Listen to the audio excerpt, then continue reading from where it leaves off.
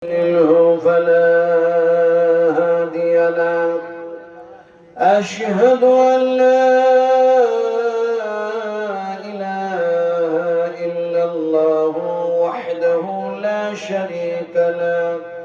أشهد أن محمدا عبده ورسوله الذي أرسله بالحق بشيرا ونذيرا وداعيا إلى الله بإذنه وسراجا منيرا. فقد قال الله تبارك وتعالى في كلامه المجيد والفرقانه الحميد. أعوذ بالله من الشيطان الرجيم. بسم الله الرحمن الرحيم. إن الله وملائكته يصلون على النبي يا أيها الذين آمنوا صلوا عليه وسلموا تسليما. اللهم صل على محمد وعلى آل محمد كما صليت على إبراهيم وعلى آل إبراهيم إنك حميد مجيد. اللهم بارك على محمد وعلى آل محمد كما باركت على إبراهيم وعلى آل إبراهيم إنك حميد مجيد. رب اجعلني مقيم الصلاة ومن ذريتي ربنا وتقبل دعائي. ربنا اغفر لي ولوالدي وللمؤمنين يوم يقوم الحساب. हमारे दुआ है ऐ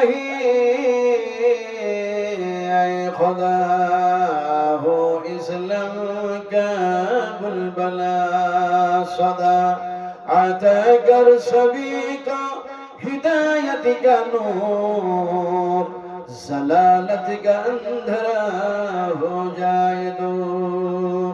या रब अगर तू करम करे ओ बात सबा को सो दिल पर शर करे तकब्बल मिन्ना इन्नका अंतस समीउल अलीम व तुब अलैना इन्नका अंतत तव्वाबुर रहीम। सुब्हान रब्बिका रब्बिल इज्जति अम्मा यसिफून व सलामुन अलल मुरसलीन वल्हम्दु लिल्लाहि रब्बिल आलमीन। मशाइख इज़ाम, उलमाए इकराम, हजरात, सम्मानित আজকার জলসার সভাপতি মহাশয়, সামনে বসে থাকা শিক্ষিত জ্ঞানীগণী বুদ্ধিজীবী ইসলাম দরদি ভাতৃবৃন্দবর, পর্দার আড়ালের মা ও বোনেরা, সকলকেই জানাচ্ছি আমার আন্তরিক শুভেচ্ছা, ভালোবাসা, অভিনন্দন দিয়ে সর্বপ্রথমে সে আল্লাহ সুবহানাহু ওয়া তাআলার দরবারে তার শুকরগুজার বান্দা হিসাবে আমরা তার শুকরিয়া আদায় করতে যাচ্ছি যে আল্লাহ পাক আমাদেরকে বাক শক্তি দিয়েছেন, যে আল্লাহ পাক আমাদেরকে দর্শন শক্তি দিয়েছেন, যে আল্লাহ পাক আমাদেরকে শ্রবণ শক্তি দিয়েছেন, এরপরে নিখুঁত নির্ভেজাল অক্সিজেন দিয়ে যে মাবুদ আমাদেরকে জীবিত রেখেছে তার প্রশংসা করছি, তার নৈকট্য লাভের উদ্দেশ্যে আমরা পড়ে নিচ্ছি আলহামদুলিল্লাহ। ভাই রাত্রি বেশি হয়েছে, আর আপনাদেরকে বলা লাগবে না শীত বেড়েছে না কমেছে। আপনারা মালদা জেলার মানুষ তো, একটা সত্য কথা বলবেন, এই জায়গায় আমরা বসে আছি কি, আমরা কি বসে আছি? সত্য কথা বলুন, সবাই মিলে বললে ভালো হয় না? আমরা কি বসে আছি? মিথ্যা কথা। এই জন্যই বললাম এই কথাটা, যে বসে আছি এই কথা যে বললাম, আল্লাহ সুবহানাহু ওয়া তাআলা চ্যালেঞ্জ করেন আর বলেন, এই জমিনটারে আমি যদি একদম ধসায়া দিই তাহলে আমরা কে কে বসে থাকতে পারবো? একটু হাত উঁচু করে দেখেন। কেউ পারবো না। তাহলে আমরা যেটা বললাম সেটা সঠিক নয়। তাহলে সঠিক কোনটা? আল্লাহ সুবহানাহু ওয়া তাআলা বলেন, আমি তোমাদেরকে বসে থাকার তৌফিক দান করেছি, তাই তোমরা বসে আছো। ফলে যে আল্লাহ পাক আমাদেরকে বসে থাকার তৌফিক দান করলেন তার প্রশংসা করতে কি আপনাদের কোনো আপত্তি আছে? একটু জোরে কথা বল। আপত্তি আছে? যেহেতু নাই, সেহেতু আমরা তার প্রশংসা করতেছি। একটু সবাই মহব্বতের সঙ্গে বলুন আলহামদুলিল্লাহ। তারপরে পরে আমাদের নবী, বিশ্ব নবী, রাহমাতুল আলামিন জনাবি মুহাম্মদ রাসূলুল্লাহ সাল্লাল্লাহু আলাইহি সাল্লামের প্রতি অসংখ্য অগণিত দরুদ ও সালাম অবতীর্ণ হয়ে যাক। সকলে বলুন আল্লাহুম্মা আমিন। বন্ধুগণ, এতক্ষণ পর্যন্ত বিভিন্ন উলামায়ে কেরাম, বিভিন্ন মুকাররির, বিভিন্ন লেকচারার, বিভিন্ন প্রফেসর, বিভিন্ন বক্তাগণ তিনাদের বিবৃতি, আলোচ্য বিষয় যা ছিল তা আপনাদের সামনে পরিবেশন করেছেন, আপনাদেরকে শুনিয়েছেন, আপনারা শুনেছেন। আমি নাজমে আলম, আমি কিছু বলতে পারি না, কিন্তু আল্লাহ সুবহানাহু ওয়া তাআলা কোরআন ও হাদিস থেকে আমাকে যা কিছু বলায় নেবেন, শুধু বলবো না, শুধু শুনবো না, বলার চাইতে শোনার চাইতে আমরা আমল করার চেষ্টা করব। বলুন ইনশাআল্লাহ। একটু জোরে বলুন কি ইনশাআল্লাহ? হ্যাঁ হ্যাঁ ইনশাআল্লাহ। বুঝে বললেন না? না বুঝে। দেখুন, যে জিনিস, যে কাজ, যে কর্ম বুঝে করা হয়, যে কথা বুঝে বলা হয়, সেই জিনিসের মধ্যে, সেই কথার মধ্যে ভুল হওয়ার সম্ভাবনা না থাকাই হয়। ভুল হয় না, কিন্তু ভুল যদি হয় তাহলে কম হবে, না হওয়ার সম্ভাবনা বেশি থাকে। কিন্তু যে কর্মটা আমরা না বুঝে করব, যে কথাটা না বুঝে বলবো, সেটাতে 100% ভুল হওয়ার সম্ভাবনা থাকে। কথা ঠিক না বেঠিক বলুন? তাহলে ইনশাআল্লাহ এটা কি বুঝলাম? এতটুকু বুঝেছি, আল্লাহ যদি চায়, এতটাই বুঝেছি। কিন্তু বিশ্বনবী মুহাম্মদ রাসূলুল্লাহ সাল্লাল্লাহু আলাইহি ওয়াসাল্লাম তিনি বলেন, হে আল্লাহর বান্দা বান্দীরা, তোমরা যখন এক আল্লাহর সামনে সিজদায় পড়ে যাও, তখন আল্লাহ আর বান্দার মধ্যে কোনো পর্দাই থাকে না, ডাইরেক্ট একটা যেন সম্পর্ক তৈরি হয়ে যায়। বিশ্বনবী এই কথা যেন বললেন, আল্লাহ পাক বলেন ওয়াসজুদু ওয়াখতারিব। আল্লাহ পাক বলেন, তোমরা আমার সামনে সিজদায় পড়ে যাও আর আমার নিকটবর্তী হয়ে যাও। নিকট থেকে নিকটবর্তী, সংলগ্ন থেকে সংলগ্ন, কাছে থেকে আরো আমার কাছে তোমরা হয়ে যাও। আল্লাহ সুবহানাহু ওয়া তাআলা সামনে যখন মোরা সিজদায় পড়ে যায়, তখন আমরা বলি কি? সুবহানা রাব্বিয়াল আলা। আবার যেন বলি সুবহানাকা আল্লাহুম্মা রাব্বানা ওয়া বিহামদিকা আল্লাহুম্মা ইগফিরলি। এখন দেখা যায় এমনি করে যেটা বললাম সিজদায় পড়ে সেটা যেন দেখা যায় অনেকেই তাসবিহ ভাবি অথবা সেটাকে যেন তাহমিদ যেন ভাবি, কিন্তু দেখা যায় যখন আমি বললাম তখন যদি বুঝতাম এরকম আমার সেন্স, আমার ধ্যান, আমার ধারণা, আমার আকীদা, আমার চিন্তা, আমার চেতনা, আমার মন মস্তিষ্ক সমস্ত সবকিছু যদি এরকমটা সিজদায় পড়ে হয়ে যেত, আল্লাহ তুমি হয়তো সমস্ত যেন ত্রুটি থেকে যেন পাক, সমস্ত আয়ুব থেকে তুমি হলে পাক, আর আমি তোমার গোলাম, তুমি আমার মুনিব, তোমার সামনে সিজদায় পড়ে গিয়েছি, ফলে তুমি আমাকে পাক করো, পবিত্র করো। সুবহানাকা আল্লাহুম্মা রাব্বানা ওয়া বিহামদিকা আল্লাহুম্মা ইগফিরলি। এই সেন্সে যখন বললেন, এই চিন্তা নিয়ে যখন বললেন, তখন বুঝেই বলেছি আল্লাহ সুবহানাহু ওয়া তাআলা বলেন ইন্নাল্লাহা গফুরুর রহিম, আমি আল্লাহ তোমাদের জীবনের গুনাহ সব মাফ করে দিলাম। ধরুন সুবহানাল্লাহ, এটা ধরুন সুবহানাল্লাহ।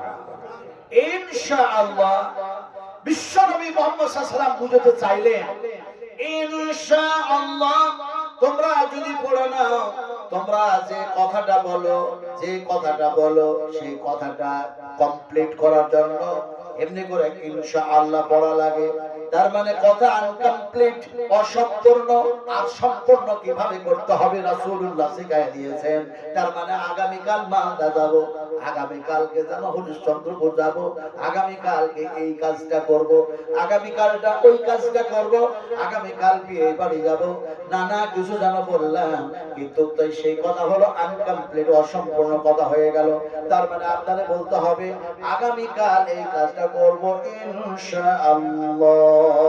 বিশ্বনবী বললেন তোমরা যখন ইনশাআল্লাহ শব্দ লাগায় নাও, সেই কাজটা করতে গিয়ে যতই জটিল হোক না কেন, যতই জটিলতা দেখা দেখ না কেন, যতই সমস্যা হোক না কেন, আল্লাহ সুবহানাহু ওয়া তাআলা তোমার জটিল কাজটাকে, কঠিন কাজটাকে সহজে পরিণত করে দেবেন ইনশাআল্লাহ পড়ার কারণে। ইনশাআল্লাহ পড়ার কারণে জটিল কাজ আল্লাহ পাক সহজে পরিণত করে দিতে পারেন।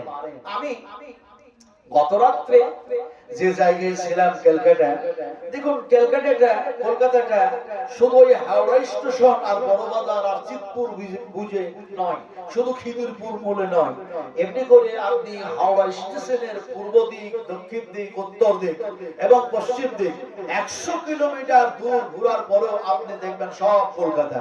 বসিরহাট সেটাও কলকাতা, দত্তপুকুর কলকাতা, বারাসাত কলকাতা, এমনি করে ঢোসারহাট কলকাতা, এমনি করে পনিরহাট কলকাতা, এমনি করে রাজারহাট কলকাতা, চিনার পাড় কলকাতা।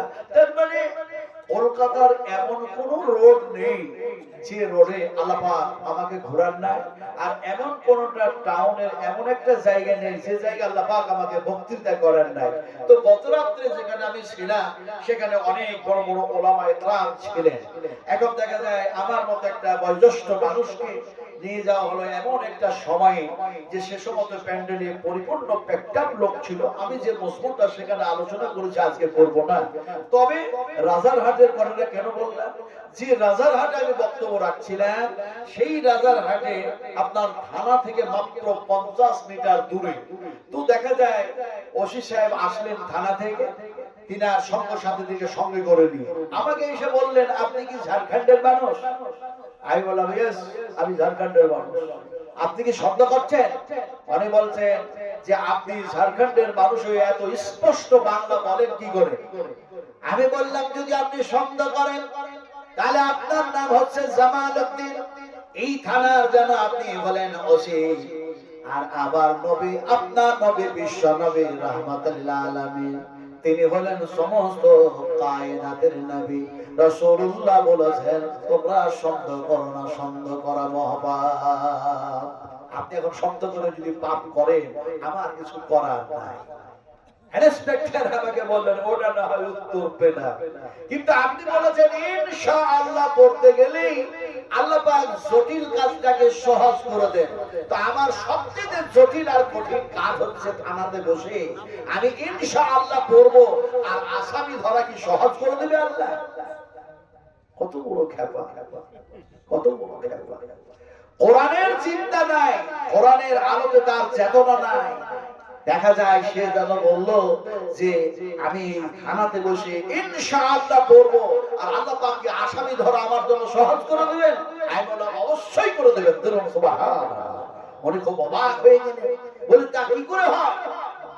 আমি বললাম এই প্রশ্নের উত্তর আমি যদি আপনাকে দিতে শুরু করি কোরআন ও হাদিস থেকে, তাহলে দিতে দিতে দিতে কোরআন থেকে আলোচনা করতে করতে, হাদিস থেকে আলোচনা করতে করতে, তাফসীর ইবনে কাসির, তাফসীর হুসাইনি, তাফসীর মারফুল কোরআন, তাফসীর মুধুর কোরআন, তাফসীর আসরুল বায়ান, তাফসীর দুক্কান, তাফসীর কাসাব, বিভিন্ন তাফসীর কারকেরা বিভিন্ন তাফসীর করেছেন।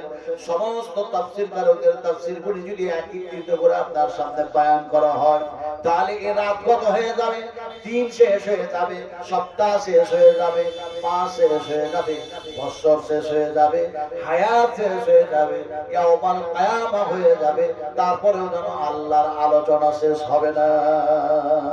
আপনারাও কঠিন মানুষ, একটু সুবহানাল্লাহ বললেন না? একটু জোরে বলুন সুবহানাল্লাহ। ওসি সাহেব বলছে আমাকে যে আপনি আমাকে বুঝাইয়া দেন কিভাবে আসামি ধরা যেন সহজ আল্লাহ করে দেবে ইনশাআল্লাহ করলে।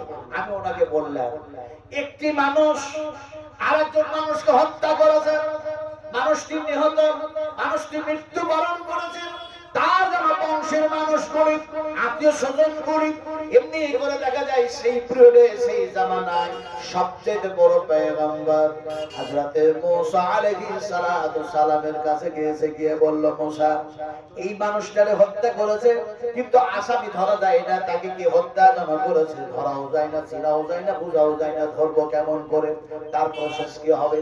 হযরতে মুসা আলাইহিস সালাতু সালাম বললেন, একটি যেন গরু নাও, গরু জবাই করে দাও, আর গরুর গোশতটা ওই মৃত মানুষের কাটা জায়গায় ঠেকা দাও, মানুষটা আল্লাহর হুকুমে জীবিত হয়ে যাবে, আর মানুষটি তার যেন আসামির নাম সে বলে দেবে, আসামি ধরা তোমাদের জন্য সহজ হয়ে যাবে। মুসা আলাইহিস সালাতু সালাম যেভাবে বললেন সেইভাবে তারা গরু খুঁজতে শুরু করল। গরু খুঁজে খুঁজে খুঁজে হয় না, গরু সেই ধরনের গরু খুঁজে পাওয়া যায় না। আবার হযরতে মুসা আলাইহিস সালাতু সালামের কাছে আসলো, বলে জিজ্ঞেস করতে ভুলে গেছি আপনাকে, ওই গরুর বয়স কতটা হবে, কেমন হবে, বুড়ো হবে না যুবক জওয়ান হবে, হৃষ্ট হবে না অহৃষ্টপুষ্ট হবে, কেমন হবে, তার লেজটা কেমন হবে, তার রংটা কেমন হবে? এমন সময় বললেন নীল গাভী হওয়া লাগবে। এখন সেই ধরনের গাভী, সেই ধরনের গরু খুঁজতে খুঁজতে খুঁজতে হায়রান প্রেসার হয়ে যাওয়ার পর দেখা যায় তাদের মধ্যে একজন বলল, আগামীকাল পেয়ে যাব ইনশাআল্লাহ। যেমনে বলো তেমনে যেন দেখা যায় সেই ধরনের গাভী খুঁজে পেয়ে গেল, গরুটারে জবাই করলো, ওই মৃত্যু মানুষের গলায় যেন ঠাগায়া দিল গোশত। আল্লাহর হুকুমে মৃত্যু মানুষ জীবিত হয়ে গেল, আর তাকে কে হত্যা করেছে সেই আসামির নামটা সে যেন বলে দিল, আবার আল্লাহর হুকুমে সে আবার মৃত্যু মুখে পতিত হয়ে গেল। আমি ওসি সাহেবকে বুঝালাম গরু খোঁজা কঠিন ছিল, এমনি করে গরু খুঁজতে পারছিল না, সেই কাজ ছিল অত্যন্ত জটিল, সেই কাজ ছিল অত্যন্ত কঠিন। ইনশাআল্লাহ বলার কারণে সেই ধরনের গাভী গরু তারা খুঁজে পেয়ে গেল, আর দেখা যায় সমস্যার সমাধান হয়ে গেল। আর আসামি ধরাটাও কঠিন ছিল, আসামিটাও যেন ধরা পড়ে গেল। ইনশাআল্লাহ পড়ার কারণে আল্লাহ পাক সকলেরই সমস্যার সমাধান যেন করে দিলেন। ধরে বলুন সুবহানাল্লাহ। ওসি সাহেব বলছে, এটা আপনি শোনালেন ঠিক, এর প্রতিবাদ করার আমার কাছে যোগ্যতা নাই, আমার এলবিয়াত নাই, কিন্তু আমি বলেছি যে এই থানাতে বসে ইনশাআল্লাহ পড়বো, আর আসামি ধরা কি সহজ হবে সেই উত্তর আমি পাই না। আমি দেখলাম এর দলিল মানবে না, এর দলিল মানবে না। আমি ওসি সাহেবকে বললাম, ওসি সাহেব জি আপনি থানাতে বসে ইনশাআল্লাহ পড়বেন, আসামি ধরা আল্লাহ সহজ করে দেবে। বলে সেটা কিভাবে? আমি বললাম আপনি যদি ঘুষ না খান, আপনাদের এলাকার পুলিশেরা তো ঘুষ টুস খায় না, মালদা জেলা খায়। এখন তাকে বললাম ঘুষ যদি না খান, মিথ্যা কথা যদি না বলেন, আপনারা বলুন মিথ্যা কথা বলা ভালো না খারাপ? একটু জোরে বলুন না। মিথ্যা কথা বলা কি আর সত্য কথা বলা? إياكم كاذبا فعليه كاذب وإياكم صادقا يصبكم بعد الذي يعيدكم إن الله لا يهدي من هو মুসরিফুন কাজ্জাব। আল্লাহ রাব্বুল আলামিন তিনি বলেন, যারা এমনি করে সীমা লঙ্ঘনকারী হয়, সীমা অতিক্রমকারী হয় আর মিথ্যাবাদী হয়, আমি আল্লাহ সুবহানাহু ওয়া তাআলা তারাকে হেদায়েত করি না। কথা বলতেছিলাম, আল্লাহ পাকের যে কথাগুলি বলবো, নবীর যে হাদিসগুলি শোনাবো, আমরা শুনবো, বলার চাইতে শোনার চাইতে উত্তম আমল করার চেষ্টা করব। আমরা ইনশাআল্লাহ পড়ে নিই, আমল করাটা আমাদের জন্য আল্লাহ সহজ করে দেবে। একটু জোরে বলুন ইনশাআল্লাহ, আরো জোরে বলুন ইনশাআল্লাহ। এটা কি বললাম?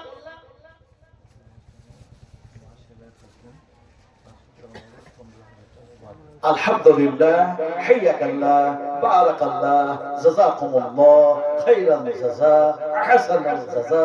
আল্লাহুম্মা ইগফির খাতায়ে কাবীরানা, আল্লাহুম্মা ইগফির খাতায়ে সাগীরানা, আল্লাহুম্মা ইগফির খাতায়ে জাহিরানা, আল্লাহুম্মা ইগফির খাতায়ে বাতিনা, আল্লাহুম্মা ইগফির লাহু ওয়া ফীহি ওয়াফু আনহু ওয়াকরিম নুজুলাহু ওয়াসিল মাদখালাহু ওয়াগসিলহু বিল মাই ওয়াস-সালদ ওয়াল বারদ।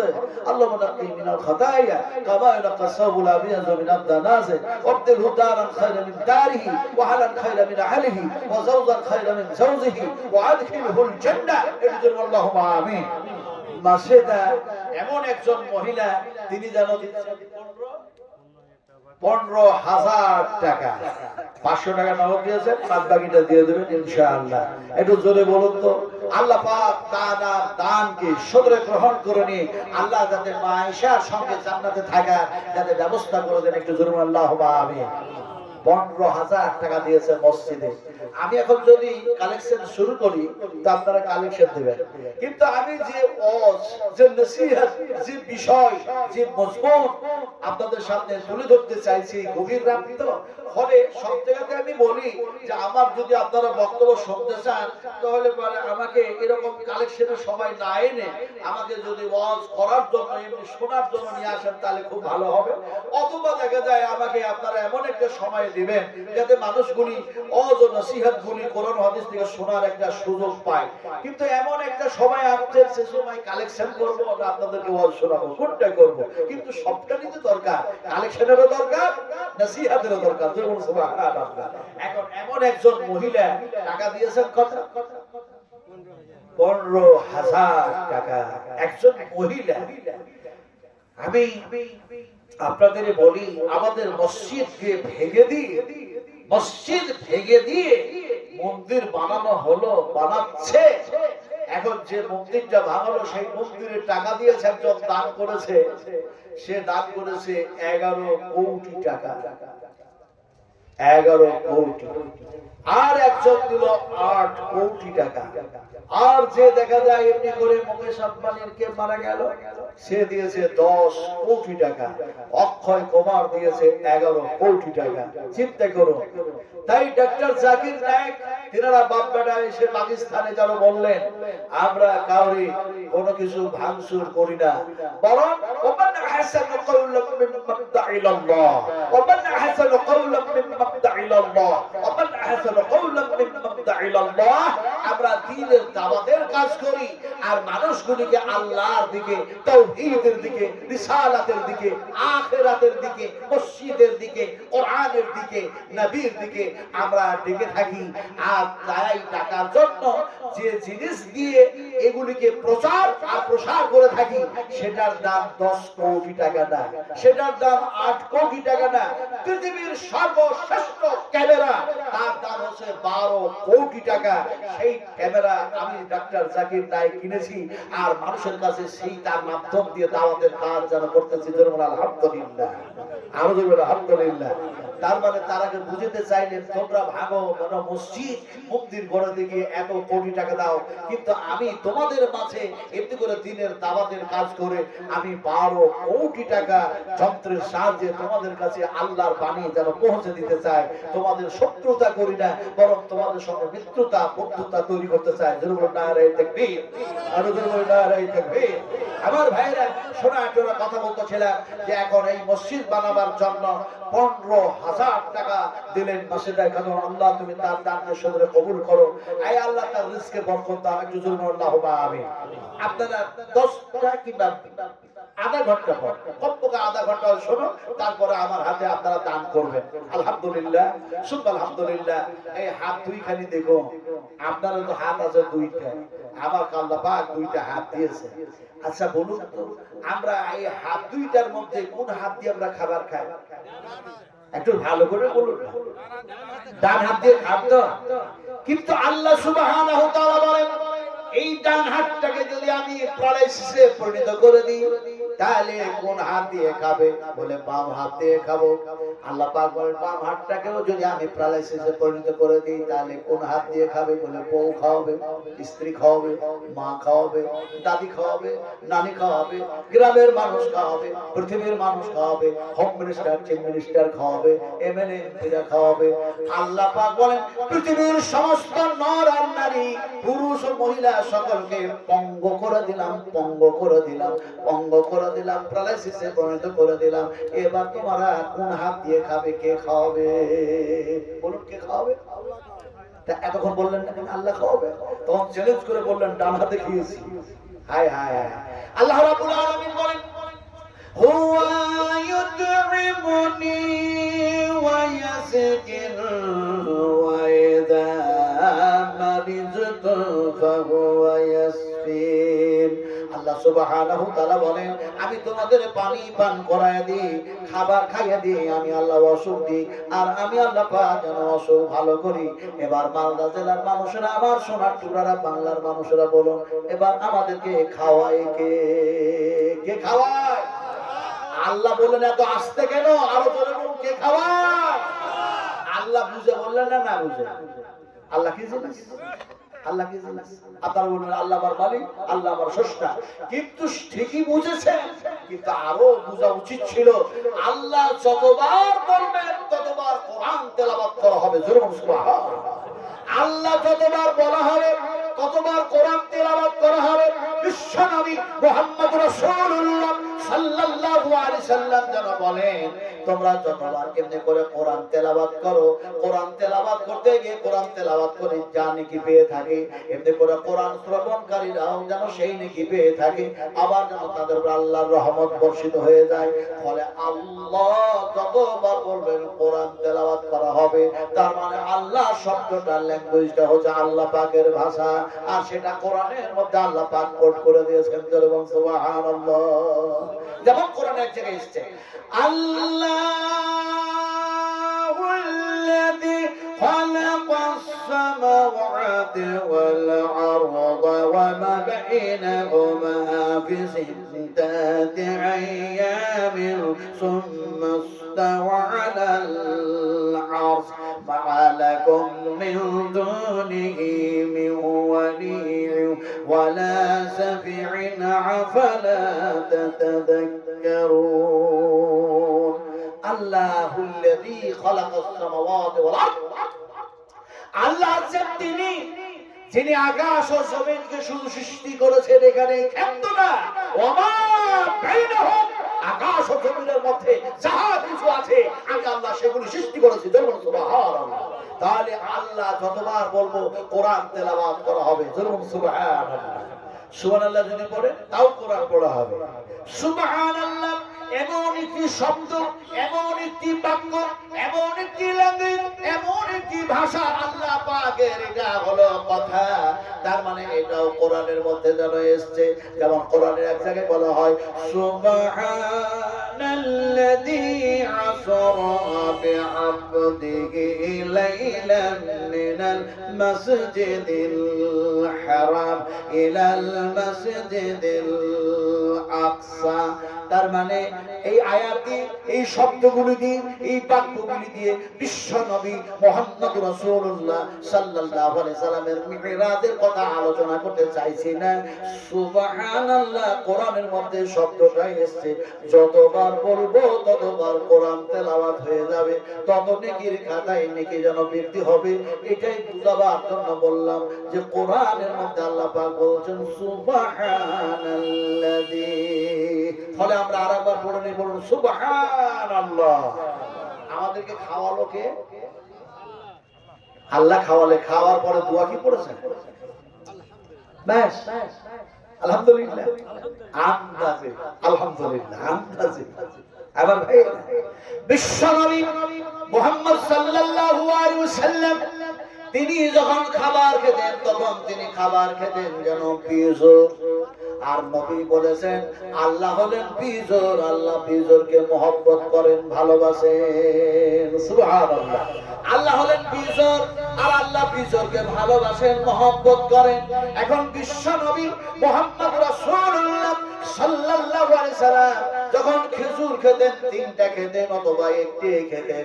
একদিন যেন দেখা যায় তিনি খেজুর খেলেন, তিনটি খেজুর। খাবার খাওয়ার পরে দোয়া পড়লেন, কি শোনো, যে দোয়াটি নবী পড়লেন সেই দোয়াটি ইমাম বুখারী রাহমাতুল্লাহ আলাইহি এই বুখারী শরীফের মধ্যে কোট করে দিলেন। হাদিসটা যেন এসে গেল, দোয়াটা এসে গেল এরকম ভাবে। বিশ্ব নবী বললেন আলহামদুলিল্লাহি হামদান কাসীরান তাইয়িবান মুবারাকান ফি গায়রা মাগফিয়ান ওয়ালা মুআদ্দিয়ান ওয়ালা মুস্তাগনান আনহু রাব্বানা। এই দোয়াটা আপনাদের জানা আছে তো নাকি? জানা নাই? কালকে সব মাদ্রাসায় ভর্তি হয়ে যাবে, সব ভর্তি হন। কুল হাল ইয়াস্তাবিল্লাযীনা ইয়ালামুনা ওয়াল্লাযীনা লা ইয়ালামুন। শিক্ষিত মানুষ আর অশিক্ষিত মানুষ কখনো সমান হয় না, আল্লাহ পাক নিজেই বলছেন। ফলে আমাদেরকে শিখতে হবে না, হবে না বলুন? হবে না, হবে না? আমার রাসূল, আমার নবী রাহমাতুল আলামিন তিনি তিনার আমরা হলো উম্মত। ফলে আমরা নবীকে ফলো করব, নবীকে আমরা অনুসরণ করব, অনুকরণ করব, নবীর থিওরি অনুযায়ী আমরা জীবন বাস্তবায়ন করব ইনশাআল্লাহ। আর তো ইনশাআল্লাহ কথা বলতেছিলাম কি আপনাদের সামনে, কথা বলতেছিলাম যে ইনশাআল্লাহ বললে জটিল কাজকে আল্লাহ সহজ করে দেন। এই কথাটাই শব্দটা কোরআনের মধ্যে এসেছে। যেমন কোরআনে এক জায়গায় বলা হয় ইনশাআল্লাহু মিনাস সাবিরিন ফালাম্মা আসলামা ওয়া তাল্লাহু লিল জাবিন ওয়া নাদাইনাহু আইয়া ইব্রাহিম। এই শব্দটি হযরত ইব্রাহিম আর হযরত ইসমাঈল আলাইহিস সালামের ওয়াকিয়া বর্ণনা করতে চাইছি না। ইনশাআল্লাহ পড়লে যে কোরআন তেলাওয়াত করা হয়, এই শব্দ যে কোরআনের মধ্যে এসেছে, এটা আপনাদেরকে ইনফরমেশন করলাম, এ ব্যাপারে অবগত করলাম, এ ব্যাপারে জানাই দিলাম। শুধু এখন শুনলে হবে না, বললে হবে না, আমাদেরকে আমল করতে হবে। এমনি করে দেখা যায় আমলকারীর অভাব আছে কিন্তু বেঈমানের অভাব। কথা বলে না? তারপরে কি বলবো? মান। কিন্তু আমি নাজমালা বলবো মান, মান। তার মানে ঈমান, আমাল এগুলি অভাব আছে কিন্তু বেঈমানের অভাব নাই। বুঝাবো কেমন করে? হজের সময় এসেছে, যেমন আল্লাহ সুবহানাহু ওয়া তাআলার কাছে আমার দুইটা আশা ছিল। আমার মায়েরা, আমার আম্মা জানেরা, আমার আব্বাজিরা, আমার সোনাচুরা, আমার আশা ছিল দুইটা। আল্লাহর কাছে দুইটা আশা আল্লাহ পূরণ করেছে। জোরে বলো আলহামদুলিল্লাহ, আরো জোরে বলো আলহামদুলিল্লাহ। একটা আশা ছিল যে জেল যদি খাটতে পাওয়া যায় আল্লাহর কথা বলে, নবীর কথা বলে যদি জেল খাটতে পাওয়া যায়, জেল খাটতে খুব মজা লাগবে। কথা বুঝেন কি? চুরি করেছেন, মানুষ খুন করেছেন, রাহাজানি করেছেন, জেনা করেছেন, ধর্ষণ করেছেন, জেল খেটেছেন, সে জেল খেটে মজা নাই, সে জেল খেটে মজা নাই। জেল খাটতে গিয়ে দেখা যায় কোরআন ও হাদিস, আল্লাহ এবং আল্লাহ রাসূলের কথা বলতে গিয়ে জেল খাটবেন, দারুণ মজা পাওয়া যাবে। জেল খাটলেন হযরত আল্লামা ইমাম তাইমিয়া হাফিজাহুল্লাহ 11 বার জেল খাটলেন। হযরত ইমাম আহমদ বিন হাম্বল রাহমাতুল্লাহ আলাইহি তিনি জেল খাটলেন। ইমাম জাহির রাহমাতুল্লাহ আলাইহি তিনি জেল খাটলেন এবং শহীদ হয়ে গেলেন। এমনি করে দেখা যায় জেল খেটেছেন, এমনি করে দেখা যায় যিনারা জেল খেটেছেন আল্লাহ এবং আল্লাহ রাসূলের কথা বলতে গিয়ে। আমি মনে মনে ভাবলাম, আল্লাহ যদি আমি তোমার কথাগুলি, নবীর কথাগুলি বলতে গিয়ে জেল খাটতে পাওয়া যায়, কাউরি সুন্নাত আদায় হোক চাহে না হোক, হযরত ইউসুফ আলাইহিস সালাতু ওয়াস সালামের তো সুন্নাত আদায় হয়ে যাবে। জোরে সুবহানাল্লাহ। হযরত ইউসুফ আলাইহিস সালাম জেল খাটে নাই? জেল খাটেন নাই? অবশ্যই খেটেছেন। এখন দেখা যায় আমি জেল খাটলাম, মানে আমি কয়েদখানায় বন্দী হলাম, আমাকে বন্দী করা হলো, কলকাতার বহু গ্রামে বন্দী করা হয়েছে। কিয়াম করলেন না কেন? দরুদ সালাম পাঠ করলেন না কেন? আপনাকে হাদিয়া দেওয়া হবে না? তারপরে ঘন্টার পর ঘন্টা আমাকে বন্দী করে রেখে তারপরে দেখা যায় তাদের বড় বড় পীর সাহেবদেরকে ডেকে এনে দেখা যায় বিচার শুরু করলো। কথাটা বলতেছিলাম কি, আপনাদের একটা আশা যেন আল্লাহ পাক এমনি করে এখন দেখা যায় সেই এলাকায় গেলে বলে নাজবানা হুজুর এসছে, নাজবানা হুজুর এসছে, আর কিছু বলে না। মানুষ যেন দেখা যায় পিপিলিকার মতো লাইন দিয়ে ছুটে এসে কতজন যে দোয়া নেওয়ার জন্য আসে আল্লাহ ভালো জানেন। একটা আশা। 2 নম্বর আশা ছিল, আল্লাহ মানুষগুলিকে তোমার কথা বলি, নবীর কথা বলি, কিন্তু আমি যদি আমল না করি তাহলে আমি বেঈমান হয়ে যাব। আল্লাহ পাক বলেন লিমা তাকুলুনা মা লা তাফআলুন। খবরদার, যেগুলি তুমি আমল করো না সেগুলি মানুষের সামনে বয়ান করো না, যেগুলি আমল করো সেগুলি মানুষের সামনে বয়ান করো। বয়ান একটা শব্দ আমি বলে ফেললাম, কিন্তু এই বয়ান শব্দটা যতবার বললাম এটা কোরআনের শব্দ, এটা আল্লাহ পাকের ভাষা। জোরে বলুন সুবহানাল্লাহ। যেমন কোরআনের মধ্যে এক জায়গায় এসেছে হাযা বায়ানুল লিন্নাস। হাযা এই কিতাবের মধ্যে বায়ান মানে হলো আলোচনা, লিন্নাস বিশ্ব মানবের কল্যাণের জন্য আমি আল্লাহ এই কোরআনে সব আলোচনা করে দিয়েছি। জোরে বলুন সুবহানাল্লাহ। তো আশা ছিল আরেকটা, সেটা হচ্ছে এই আল্লাহ আমি যদি বিশ্ব নবী মুহাম্মদ রাসূলুল্লাহ সাল্লাল্লাহু আলাইহি সাল্লামের দেশে একবার যেতে পারতাম। কারণ ইসলাম এসেছে, কোরআন এসেছে, তাওহীদ এসেছে, রিসালাত এসেছে কোথা থেকে? পশ্চিমবঙ্গের রাজধানী কলকাতা থেকে নয়, ঝাড়খণ্ডের রাজধানী এমনি করে রাঁচি থেকে নয়, বিহারের রাজধানী পাটনা থেকে নয়, ভারতের রাজধানী এমনি করে দেখা যায় দিল্লি থেকে নয়।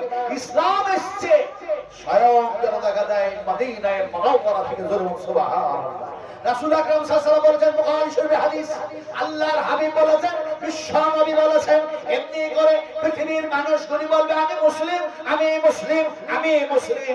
আমার নাম আব্দুর রহমান, আমার নাম আব্দুল খালিক, আমার নাম আব্দুল বারি, আমার নাম আব্দুল গফফার, আমার নাম আব্দুর রাজ্জাক, আমার নাম আব্দুল ফাত্তাহ। এমনি করে নানা জন নানা কিছু বলবে, কিন্তু পৃথিবীর মানুষগুলি দেখা যায় তারা নিজেরা মুসলিম দাবি করবে, তারপরেও তারা যেন দেখা যায় কোরআন মাফিক জীবন চালাবে না, হাদিস মাফিক জীবন চালাবে না, ইসলামের প্রাধান্য দিবে না। নবী বলছেন সেই সময় গোটা পৃথিবী থেকে ইসলাম গুটায়া সেন্টে আমার যেন দরবারে আবার মদিনায় আবার জমা হয়ে যাবে। বুখারী শরীফের হাদিস, আল্লাহর হাবিব বিশ্ব নবী বলেন, একটি সাপ যেন দেখা যায় এদিক ওদিক চড়াট করে ঘোরাফিরে করে বেড়ায়, আর সেই সাপটা এসে নিজের গর্তের মধ্যে আবার যেমন ঢুকে যায়, তেমনি করে দেখা যায় ইসলামটা মদিনা থেকে শুরু হয়েছে, আর ইসলাম আবার যেন আমার মদিনায় এসে জমা হয়ে যাবে। High high high high. তো ইচ্ছা ছিল, আশা ছিল, আল্লাহ তুমি দয়া করে ওখানে একবার পৌঁছায় দাও। এই তো 3 জুলাই জিদ্দায় চাপলাম জাহাজে, 5000 কিলোমিটার, 5000 কিলোমিটার রাস্তা। এখন দেখা যায় সেখান থেকে অতিক্রম করে আসলাম ইন্ডিয়ায়। কথা বলছিলাম কি, বিশ্ব নবী মুহাম্মদ সাল্লাল্লাহু আলাইহি ওয়াসাল্লাম যে জায়গায় শুয়ে আছেন মদিনায়ে মুনাওয়ারায়, সেই জায়গাটার নাম কি জানেন?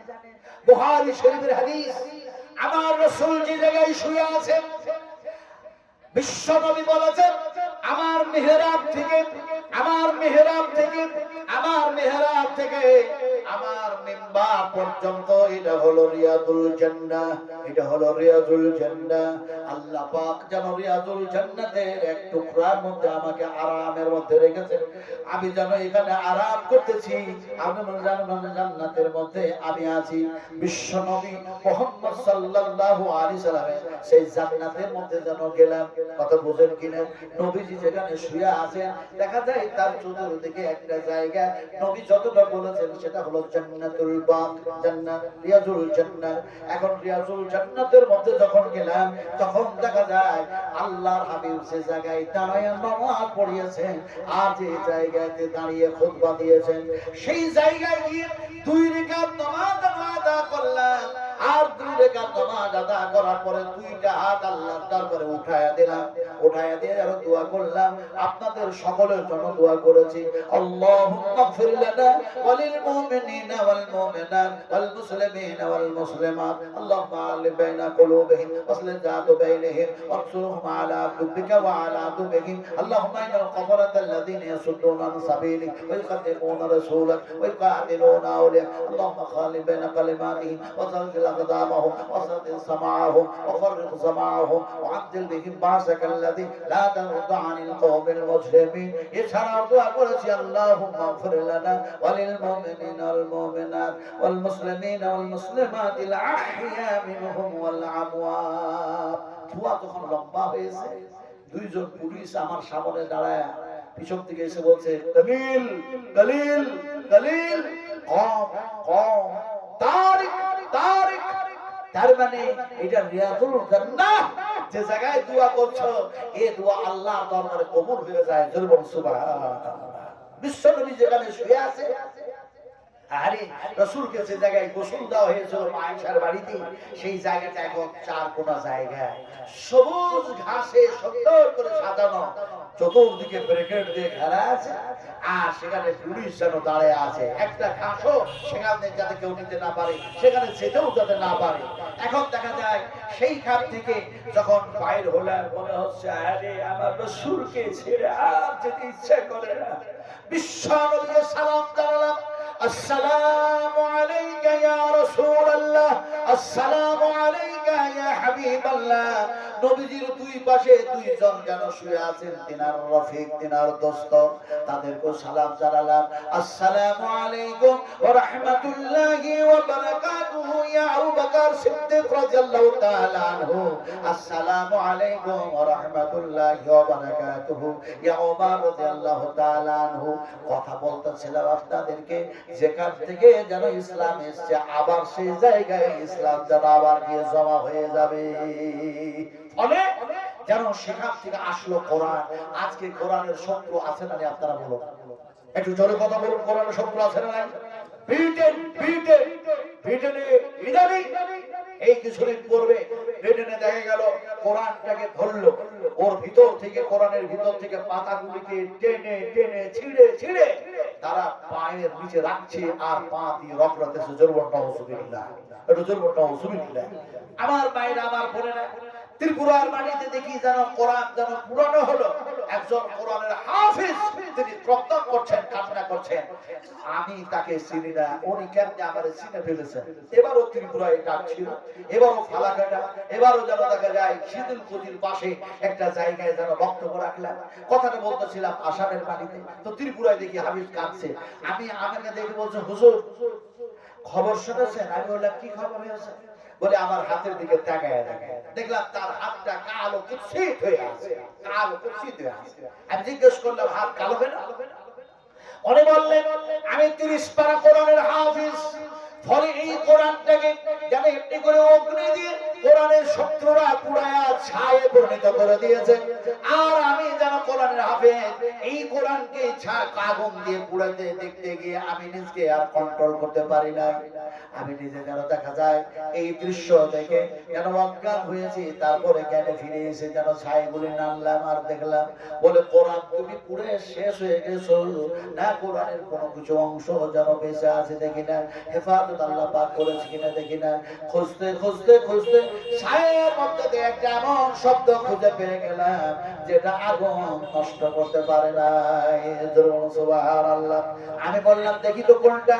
উনি যেন দেখালেন আর বললেন, আল্লাহু লা ইলাহা ইল্লা হুয়াল হাইয়ুল কাইয়্যুম। আল্লাহ হলেন হাই, তিনি হলেন কাইয়্যুম, তিনি হলেন চিরন্ত, তিনি হলেন চিরস্থায়ী, তিনি হলেন অক্ষয়, তিনি হলেন অমর। আল্লাহকে কেউ ধ্বংস করতে পারে না, সম্ভব নয়। সেটা মনে চিন্তা করা, মনে আশা করাও সম্ভব নয়। কথা বলতেছিলাম, কোরআনের শত্রু আছে না নাই? একটু জোরে বলতে হবে, একটু জোরে বলুন, কোরআনের শত্রু আছে না নাই? তাহলে কোরআনের শত্রু থাকার পরও কি কোরআন ধ্বংস করে কোরআন শেষ হয়ে যাবে কি? কোরআন কি শেষ হবে? হবে না কেন? এই জন্যই হবে না।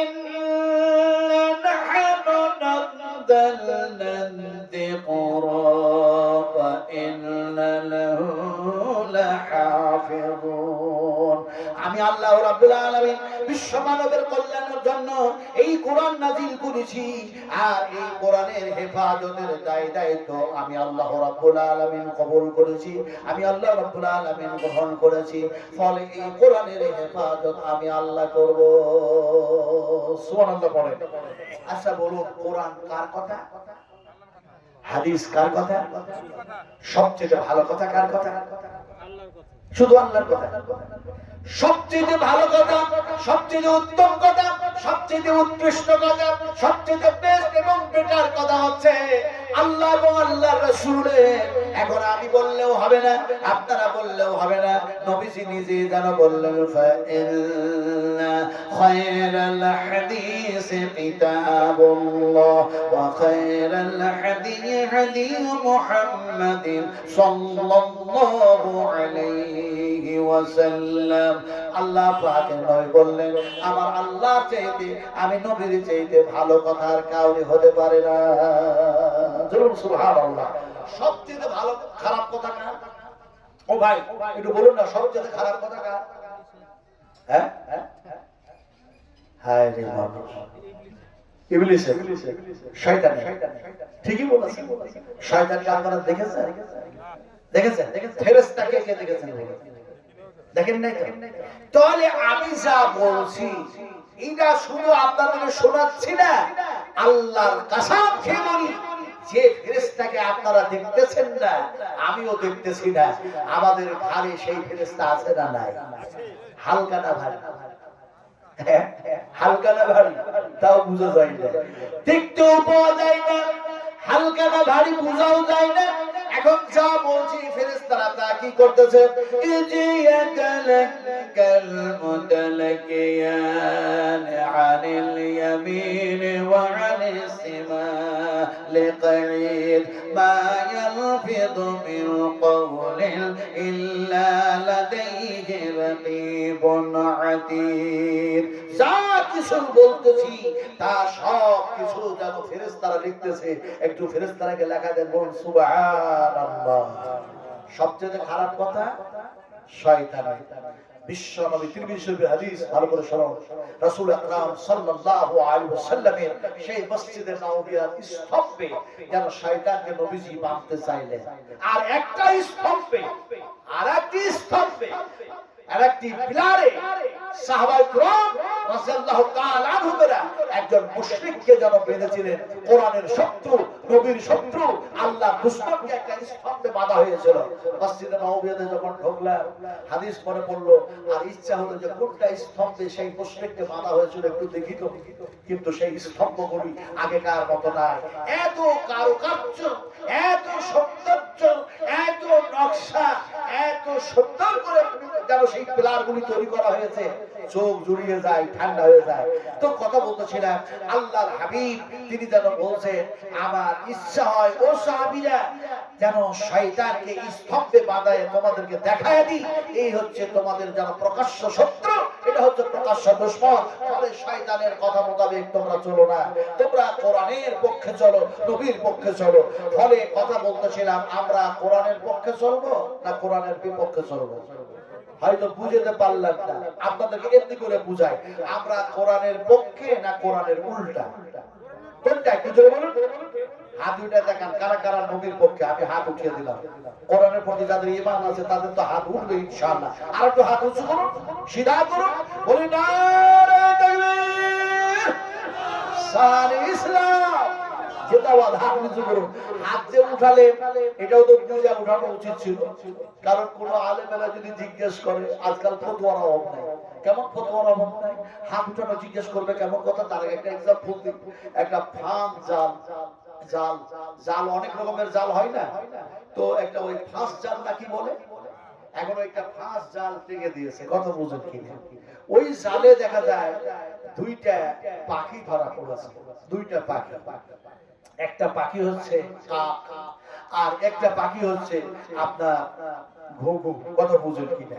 এই দুটা পাখি এখন ওই ফাঁস জালে ধরা পড়ে গিয়ে দেখা যায় কাক খুব চিৎকার করছে, খুব চিৎকার করছে। তো ঘুঘুটা কাকটাকে বলছে, তুই এত চিৎকার করছিস কেন বলতো, কেন এত চিৎকার করছিস? তো কাকটা বলছে, আমি না হয় চিৎকার করছি, তুই কাঁদছিস কেন? ঘুঘুটাকে বলছে, তুই কান্না করছিস কেন? ঘুঘু যেন বলছে, শোনো, এই জালের মালিক সকালবেলা হলে আমাকে যেন জাল থেকে বাইর করবে, আর জাল থেকে বাইর করে আমাকে জবা করে খেয়ে নেবে। আমি ঘুঘু, আমি যেন বস্তুটা আল্লাহ পাক তার জন্য হালাল করেছে, তাই আমাকে যেন জবা করে খেয়ে নেবে। তো আমি কাক, আমি ঘুঘু, যার জন্য কান্না করছি। ঘুঘুটা বলছে, আচ্ছা তুই কেন কান্না করছিস বল? তো কাকটা বলছে, আমি কান্না এই জন্য করছি, আমার গোশত হারাম, আমাকে কেউ খাবে না। কিন্তু জাল থেকে বাইর করার পরে কোন মুরগির কাছ থেকে যে ফতোয়া নিয়ে আমার গোশতকে হালাল করে আমাকে জবাই করে খেয়ে নেবে, তার ভয়ে আমিও কান্না করছি। আমার ভাইরা, তো কেউ তো জিজ্ঞেস করতে পারে, হাত কেন উঁচু করেছিলেন? হাত উঁচু করলে কি হয়, কি লাভ হয়?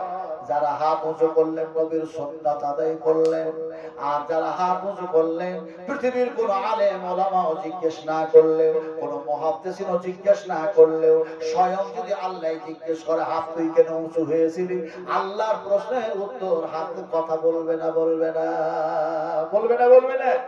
আল্লাহ রাব্বুল আলামিন যদি জিজ্ঞেস করেন, হাত তুই কেন উঁচু হয়েছিলি বল, হাত তারা বলবে, ইয়া রাব্বুল আলামিন, ইয়া আরহামার রাহিমিন, তুমি আমার স্রষ্টা, তাই যেন তোমার পক্ষে, তোমার কোরআনের পক্ষে, তোমার নবীর পক্ষে, তোমার পক্ষে আমি হাত যেন গোলামি করতে গিয়ে উঁচু হয়ে গিয়েছিলাম।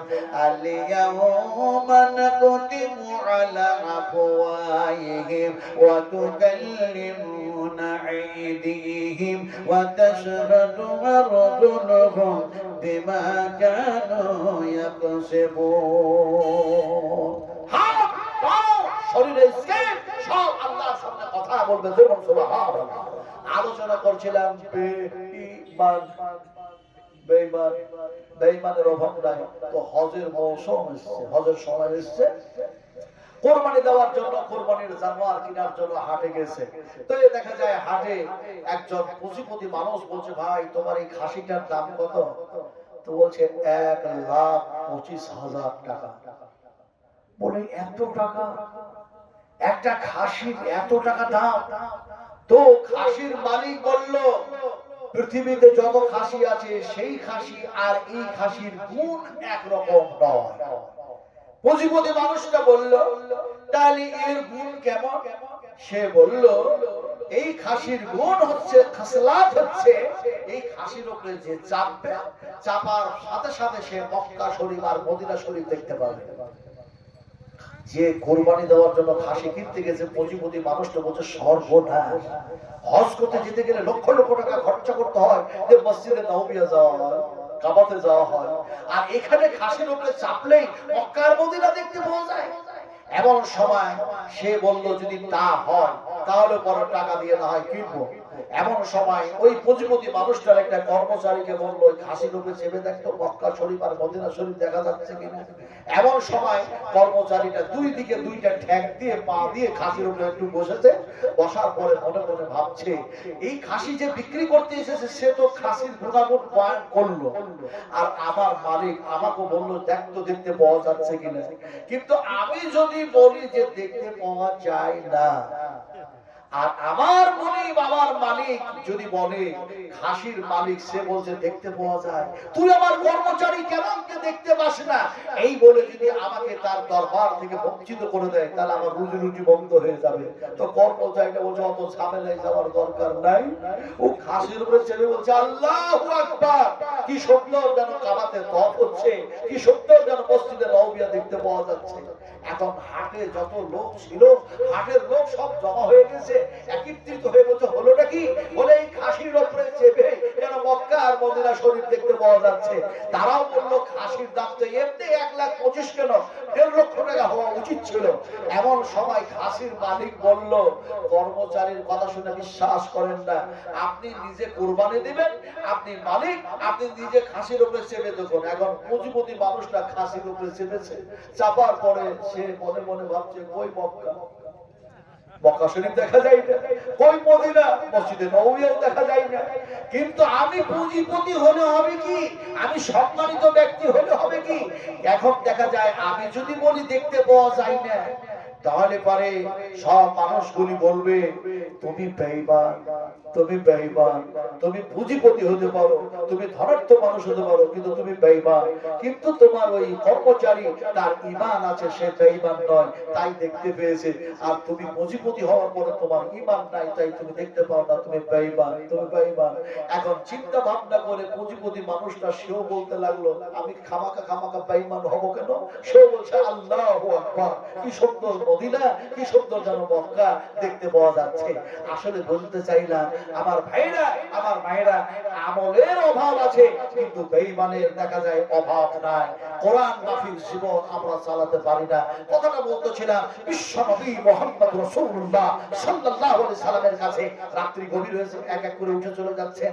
এই যেন এটা ফাঁকা হয়েছে, এটা চরম বেয়াদবি, জানলেন, চরম বেয়াদবি। কারণ এটা কোরআনের শানে আলোচনা চলছে, কোরআন বুঝাবার কথা বলছে। আমি প্রথমে বলেছি যে কাজ, যে কর্ম, যে কথা বুঝে করা হয়, বলা হয়, সেটার মধ্যে ভুল হওয়ার সম্ভাবনা কম থাকে, না হওয়ার এই সম্ভাবনা যেন 100%। কিন্তু যেটা বুঝে করা হয় না, সেটা ভুল হওয়ার সম্ভাবনা 100%। ফলে আমরা কোরআন বুঝি না, যদিও কোরআন বুঝি, কোরআন মানি না, যদিও হাদিস বুঝি, তারপরে হাদিসের প্রতি আমল করি না। 10 মিনিট আগে একটা যেন হাদিস বয়ান করবো, রাত্রি গভীর হয়ে আসছে, কারণ রাত 12টা পর্যন্ত ওয়াজ শুনলাম, তারপরে ফজরের নামাজ পড়লাম না, এটা হচ্ছে চরম থেকে চরম যেন একটা অন্যায়, এটা অন্যায়, এটা অন্যায়। আল্লাহ পাক যারা বলেছেন তোমরা অন্যায় আমার জমিনে করো না, যদি করো ফাকাযাতুহুম ফাকাইফা কানা ইকাব। আল্লাহ রাব্বুল আলামিন বলেন তোমরা যদি অন্যায় করো, জুলুম করো, আর আমি আল্লাহ যদি পাকড়াও করি, আমার আযাব দিয়ে, আমার গজব দিয়ে, আমার সাজা দিয়ে, তাহলে আমি আল্লাহ ছাড়া তোমাদের বাঁচাবার আর কেউ হবে না। ফাআখাযাতুহুম ফাকাইফা কানা ইকাব। ফলে আমরা যাতে আল্লাহর আযাবের সম্মুখীন না হই, এর জন্য ফজরের নামাজ আমরা জামাতে পড়ব ইনশাআল্লাহ, এর জন্য ইনশাআল্লাহ। আচ্ছা, যেখানে নামাজ পড়তে যাব সেই জায়গাটার নাম কি? মসজিদ। এই মসজিদ আল্লাহ পাকের ঘর না, কার ঘর ভাই? এটা কার ঘর? হায়রে হায়রে হায়রে, এই যে আল্লাহর ঘর মসজিদ, এই মসজিদটাকে ভাঙা হচ্ছে আজকে সুপ্রিম কোর্টে। আজকে সুপ্রিম কোর্টে আজকাল তারিখে পাশ হয়ে গেল, পাশ হয়ে গেল ভারতবর্ষে যতগুলো মসজিদ যেন তৈরি হয়েছে, বাবর, শাহজাহান, আলমগীর সেই পিরিয়ডে সমস্ত মসজিদ তদন্ত করার অর্ডার দেওয়া হয়ে গেছে। কথা বুঝেন কিনা? যেগুলো ঐতিহাসিক মসজিদ। তারপরে আজকাল তারিখে মুসলমানদের কাছে ভোট নেওয়ার জন্য মসজিদের শত্রু, কোরআনের শত্রু, মুসলমানের শত্রু, তাওহীদের শত্রু, রিসালাতের শত্রু। আজকে মুসলমানের ভোট নেওয়ার জন্য খাজা মঈনুদ্দিন চিশতির আজকে জন্মদিন পালন করলো, জন্মদিন পালন করলো, সারা ভারতবর্ষ ছুটি রাখলো, জন্মদিন পালন করলো, সারা ভারতবর্ষের ব্যাংক আর অন্যান্য যেন ছুটি রাখলো। আর খাজা মঈনুদ্দিন চিশতি যেন কবরে বিশাল অসংখ্য টাকা দিয়ে একটা চাদর কিনে কবরে যেন চাপানো। নওজুবিল্লাহ। লোকটার নাম হচ্ছে আমাদের ভারতের প্রধানমন্ত্রী, কি যেন লোকটার নাম? হ্যাঁ, কি না? আমি বলবো না, ওটা চাওয়ালা, চাওয়ালা, কেটলিওয়ালা, কেটলিওয়ালা, কেটলিওয়ালা। আজকে খাজা মঈনুদ্দিন চিশতির জন্মদিন বলে মুসলমানদের কাছে ভোট নেওয়ার জন্য দেখা যায় সেখানে চাদর চাপানো। নওজুবিল্লাহ। আমরা ডাকবো কাকে? চাইবো কার কাছে? উদুনি আস্তাজিব লাকুম। আল্লাহ পাক বলেন তোমরা আমার কাছে চাও, আমি তোমাদেরকে দেব, তোমাদের অভাব মোচন করব। তোমরা আমাকে ডাকো, তোমাদের ডাকে সাড়া দেব। সুবহানাল্লাহ। আল্লাহ রাব্বুল আলামিন নবী, বিশ্ব নবী এই ওয়াজ করতে গেলেন সাহাবা কিরামদের সামনে, ওয়াশারিউ ইলা মাগফিরাতিন মির রাব্বিকুম ওয়া জান্নাতিন আরদুহাস সামাওয়াতু ওয়াল আরদু উইদ্দাত লিল মুত্তাকিন। আরে আল্লাহ পাক ডাকতেন, আসো আসো আমার মাগফিরাতের দিকে, আমার রহমতের দিকে দৌড়ায় আসো, ছুটে আসো। আল্লাহু আকবার। তোমাদের জন্য যে জান্নাত রেখেছি সেটা আকাশ আর জমিনের চাইতে বেশি প্রশস্ত। আল্লাহ রাসূল যখন এই ওয়াজ করছেন, একজন তরুণ, একজন যুবক দাঁড়ায় গিয়ে বলছে, ফাইনা ইয়া রাসূলুল্লাহ। বুখারী শরীফের ইবারত, ও মিয়া বুখারী শরীফের ইবারত, সেই হাদিস বয়ান করতে বিশ্বাস করুন। তিনি বলছেন, যুবকটা বলছেন, ফাইনা ফাইনা ফাইনা ইয়া রাসূলুল্লাহ, হে আল্লাহর রাসূল, আমি যদি শহীদ হয়ে মারা যাই আমি যাব কোথায়? নবীর মুখ দিয়ে বাইর হয়ে গেল, ওয়ালা ফিল জান্নাহ, বেহেশতের মধ্যে চলে যাবে। যুবকটা দুনিয়ার সব মালধন, সমস্ত খেজুর, যত যাবতীয় যা কিছু ছিল, যা খাচ্ছিল, সবকিছু আল্লাহর জন্য বিসর্জন দিয়ে দিল। তলোয়ার নিয়ে ঢাল নিল, আর যেন জিহাদের ময়দানে গেল, মোকাবেলা করতে গিয়ে যেন শহীদ হয়ে গেল। নবীর কথা মোতাবেক সে মানুষটা যেন, সেই যুবকটা জান্নাতে চলে গেল। আমার ভাইরা, কথা বলতেছিলাম যে মসজিদে গিয়ে আমরা সিজদা করব, ফজরের নামাজ পড়ব, সেটা হচ্ছে আল্লাহর ঘর। আর একবার জোরে বলুন তো, কার ঘর? وَأَنَّ الْمَسَاجِدَ لِلَّهِ فَلَا تَدْعُوا مَعَ اللَّهِ أَحَدًا। মসজিদ হচ্ছে কেবলমাত্র এক আল্লাহ পাকের ইবাদতগাহ, সিজদাগাহ, ইবাদতের জায়গা, বন্দেগীর জায়গা। আমি এই কথা বলতে গিয়ে লাস্ট ফিনিশিং এর যে হাদিসটা বয়ান করব, মসজিদে নববিয়ার মধ্যে রাসূল আকরাম সাল্লাল্লাহু আলাইহি ওয়াসাল্লাম যখন হাদিসটা বয়ান করছিলেন, যে জায়গায় বসে রাসূল হাদিস বয়ান করছিলেন, সেই জায়গাটা আল্লাহ পাক দুই চোখ দিয়ে দর্শন করালেন। আমি সব কথা বলতে পারছি না আপনাদের সামনে। এখন কথাটা বলতেছিলাম যে যে হাদিসটা আমি বলবো লাস্টে, সেটা অবশ্যই বলবো রাসূল যেখানে হাদিসটা বয়ান করেছিলেন মসজিদে নববিয়ার ভিতরে। কিন্তু আমি বলেছি যে মসজিদ হচ্ছে আল্লাহ পাকের ঘর। এখানে আপনারা যারা বসে আছেন, এই দেখো, এই হাত দুটো দিয়ে দেখো, আল্লাহ পাক মুলতাজিম মুলতাজিম মুলতাজিম, যে গেটটা সোনালী রঙের গেট, সেই যেন হাতিম। আল্লাহ রাসূল বলেছেন, ওই গেটে হাত দিয়ে যখন দোয়া করা হয়, দোয়া কবুল হয়ে যায়। লক্ষ লক্ষ মানুষের ভিড়ের মধ্যে আমরা স্বামী স্ত্রী দুইজন যে কেমন করে চলে গেলাম, একেবারে নিচে একটা সরু যেন দেখা যায় সিঁড়ি আছে, ওই সিঁড়ির উপরে পা যে কেমনে রাখলাম টের পাই না।